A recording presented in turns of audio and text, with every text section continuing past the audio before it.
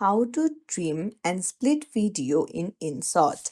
Hey everyone, welcome back to the channel. If you are new here, don't forget to hit the subscribe button and turn on the notification bell to not miss any updates. In today's video, I'll show you how to trim and split a video using the Inshot app. It's super easy, super quick, so let's get started.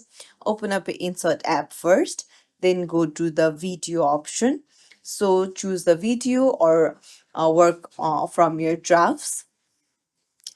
And then now to trim your video, you just need to tap on the video at the bottom, and then you'll be able to see the trim option. So you can just drag the handles on the both side, and then you can just drag it and trim the video. Now, if you want to remove something from the middle, then just go to the middle and you can see the split option. Just tap on split and you can see now the video is divided into two clips. Now you can just tap on the split option multiple times and cut out the unwanted section by tapping on the delete icon.